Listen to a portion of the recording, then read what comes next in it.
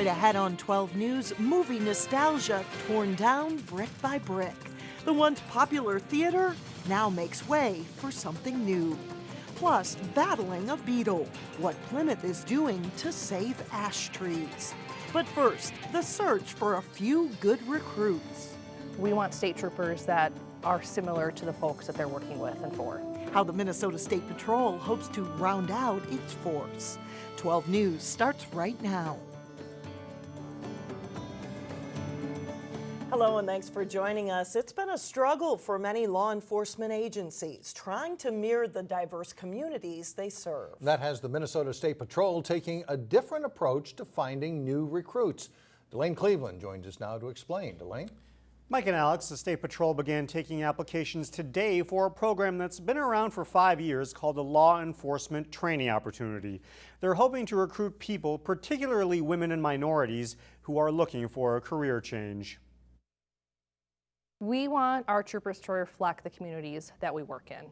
And we work all throughout the state of Minnesota. We've got different diversity populations throughout the state. We want state troopers that are similar to the folks that they're working with and for. Lieutenant Tiffany Nielsen got a 4-year degree in biology before getting into law enforcement. She says the state's growing and diverse population puts a greater emphasis on finding candidates who can offer different perspectives and handle new issues and challenges. Anyone with a 2- or 4-year degree from an accredited college or university can apply. If hired, the State Patrol will pay for all of the required courses prior to entering the academy. An ideal candidate for us is a person who has character, who follows core values in their personal life: courage, integrity, respect, honor, excellence. If they have those core values, we can teach them how to drive a squad car, how to shoot a gun, how to make an arrest. We can teach all those police procedural processes, but if they're a good, morally sound person on the front end, they're going to be able to do this job very well. Well, of the 50 graduating trooper cadets this year, 13 came from this law enforcement training opportunity program. The deadline to apply is Tuesday, June 16th. For more information, you can go to our website at 12.tv. Mike? All right, thank you, Delane. Now to a common annoyance for many homeowners dealing with door-to-door solicitors. In Golden Valley, City Council members are raising some concerns. In conversations with the city manager, it became apparent that we don't do any background checks on these people. And I was a little concerned that someone of dubious nature could slip through the cracks. As Councilmember Larry Faunus pointed out, Golden Valley approves permits for door-to-door solicitors but doesn't do background checks on them. Councilmember Stephen Schmidgall expressed interest in banning solicitors altogether, but it may not be that simple. Councilmember Andy Snopes sees it as a freedom of speech issue. There are people that have asked for solicitor's license that I don't necessarily agree with their views or what they're soliciting. There's people that solicit that I do agree with, but it doesn't matter one way or another. It's they have a right to express their view or sell their wares. Snopes suggested adding language to a solicitor's license that there be more strict adherence to no soliciting signs that people put on their doors. The City of Golden Valley does aggressively enforce its ordinance if someone going door to door does not have a license, but that depends on people calling the police. Also in Golden Valley, the city has started the process of hiring a new city manager. Tom Burt, who has held that position for nearly 13 years, told the city that he plans to retire in September. Mayor Shep Harris says the goal is to hire someone in August and have that person on board in September before Burt leaves. Harris says a search firm has been hired and there will be opportunity for community input. A destructive tree insect isn't in Plymouth yet, but city officials there say it's not a question of if, but when it will arrive. And that has Plymouth taking action. Sonia Goen shows us what the city is doing to guard against the spread of emerald ash borer. This tree's probably been here 25 years. The Plymouth Creek playfield is populated with plenty of ash trees. And on the large ones, you can't replace a tree this big. And city officials want to keep it that way. They want to protect the trees from the emerald ash borer. The invasive insect destroys ash trees. It's kind of an insidious little bug. It'll be here for 3 or 4 years before we find it here. This is taking it super slow. For the next couple of weeks, city crews are injecting trees with a pesticide called triage. You're giving the tree a shot, and you're putting the chemical into that water conducting area, and then that'll be taken up into the tree. Crews drill holes into the tree and insert a special plug so the chemical doesn't leak out. And what's nice with these plugs is they seal up so the chemical can't come back out of the tree at all. Crews will treat about 300 trees that are located in city parks and boulevards. They say it's better to be safe than sorry later. We're going to get it in there, so if it's here, we're protected. If it's not here, well, we're still protected either way. In Plymouth, Sonia Goins, 12 News. The pesticide Plymouth uses requires a license, so homeowners will have to get a professional to apply it to private property. There are also other alternatives available at local garden centers. The former Brookdale Square shopping center is starting to come down to make way for new development in Brooklyn Center. Today, a contractor was working to demolish the Brookdale 8 movie theater, but there's a lot more that will have to come down in the months ahead. City development officials hope to tear down the rest of the shopping mall sometime after Labor Day. They want to make way for multi-story market-rate apartment buildings. Brookdale Square was identified as an opportunity site for redevelopment back in 2005. This is a milestone week for the Palmer Lake VFW in Brooklyn Park. The Veterans Service Group is celebrating its 50th anniversary. The Palmer Lake VFW has a big celebration planned on Saturday, and that includes live music, food trucks, and an inflatable bounce house for the kids. One highlight will come at 5 p.m. with a short ceremony and a flyover. It's open to the public. It's a celebration for everyone. We're hoping that VFW members from the whole state show up and help us celebrate this day. We do have special coins that we made for this event, and so we'll be giving those out to members. The festivities start at 3 p.m. and go until 10 on Saturday. We are told 4 charter members of the Post are expected to attend. Coming up, fraud fighters team up in Golden Valley. The message they want to share up next. Then later in sports, the Wayzata boys track team races for a championship this weekend. We'll have a preview. But first, drying out on Thursday. We may even see peaks of sunshine.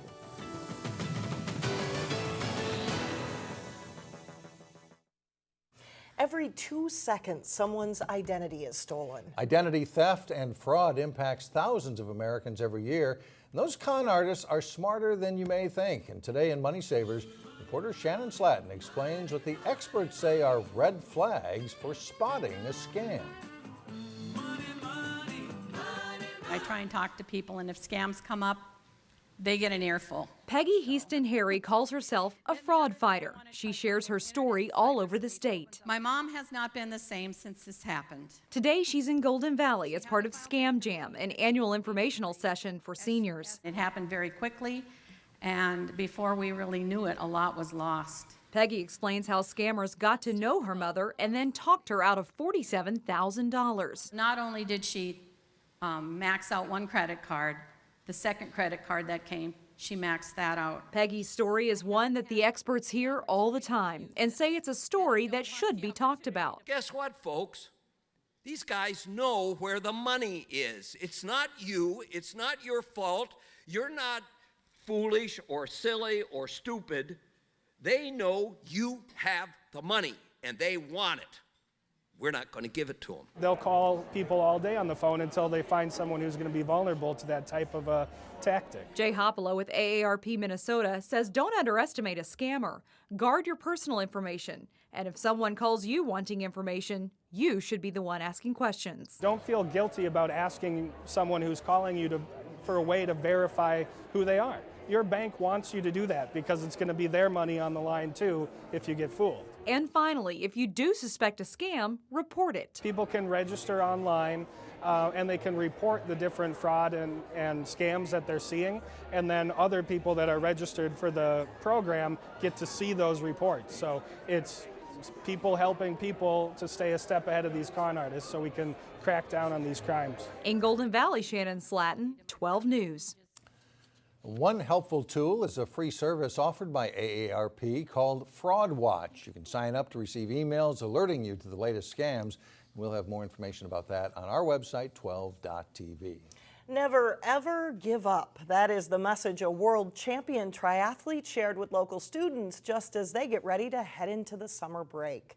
Tony Schiller has competed all over the world as a triathlete, even winning 6 world triathlon championships.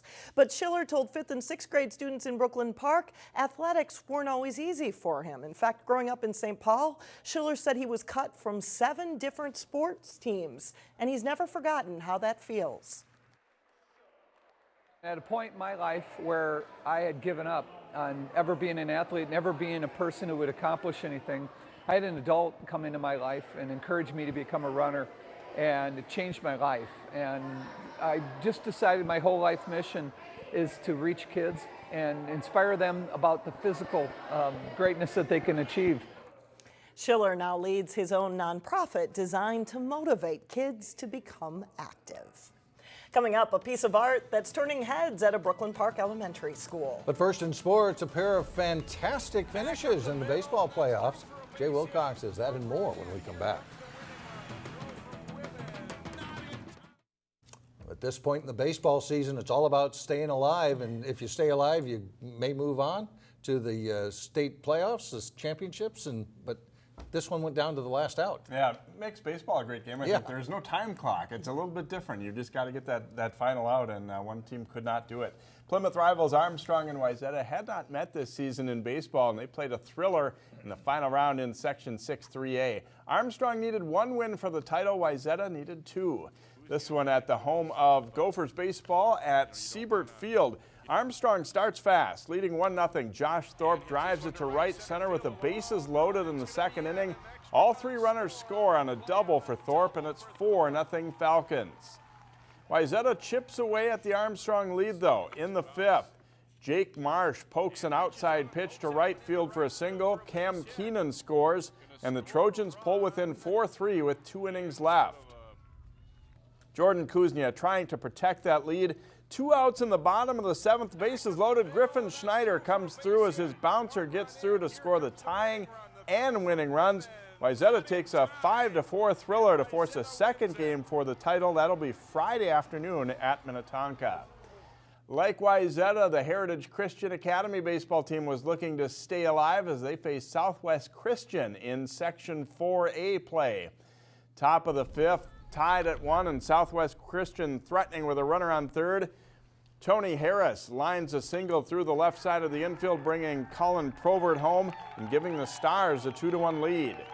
In the bottom of the inning, though, the Eagles come back. Ryan Yolatalo's opposite field single brings Aaron Hlavacek in to score. He's pumped up, and the game is tied at 2.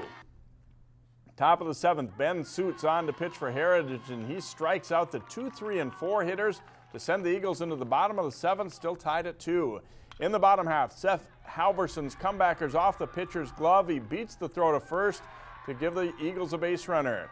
With 2 outs, it's Yolatalo again crushing the ball to the gap in right center. Halverson comes around to score. The Eagles players celebrate as they win 3-2 to move into the section championship game on Thursday. Well, the state softball tournament starts on Thursday. Maple Grove is in the Class 3A tournament for the 4th straight season. The Crimson tuned up for the tournament at their home field before leaving for Mankato. Maple Grove comes into the tournament with a 22-2 record, and they spent much of the year ranked number 1 in the state. They'll face Woodbury in the quarterfinals. You know what, they're a lot like the Rogers team we just played. They have good pitching, they have the good hitters. They might be 1 or 2 players deeper than Rogers is, so it'll be a good first game for us. Maple Grove advanced by beating Rogers 2-0 in the Section 5 final. Led by the Star Tribune Metro Player of the Year pitcher Sidney Smith, the Crimson didn't allow a run in 4 section games. Most of the team has been to the state tournament before, so that should help. It helps kind of with the nerves. It kind of gets over like the first games, like playing on a big stage like that, and that kind of helps us like calm down. We've done it before, and we can kind of just play our game and do us. It's all kind of just treating us the same. We want to do our best on every single game and play every single team like it's our last game. Maple Grove and Woodbury play at 11 a.m. Thursday at Caswell Park in North Mankato, weather permitting, of course. The Wayzata boys track and field team is in the hunt for a state title this weekend. Jason Malillo caught up with the Trojans and has this report.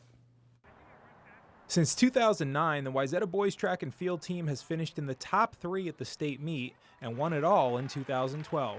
We've been able to turn over a lot of guys, but it seems like the next class comes in right after them and is able to contribute.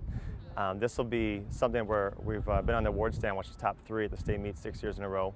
Trying to make it 7. You know, hopefully that being able to perform.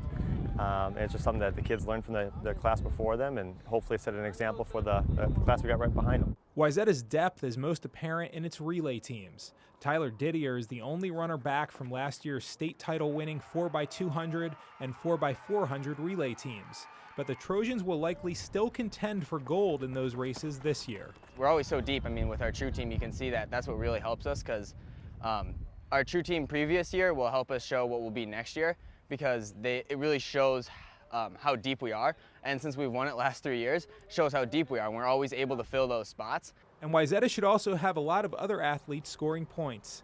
Senior Wes Jackson will compete in the long jump and triple jump.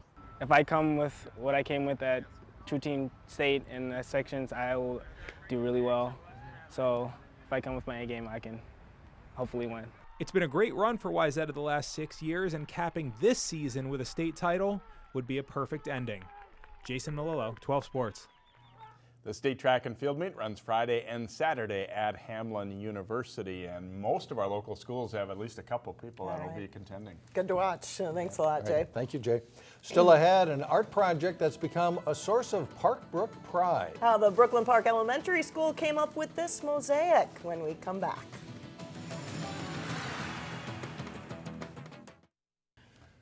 And finally, when the students at one Brooklyn Park Elementary School return next fall, they'll find a new piece of art to greet them. Take a look at this mosaic.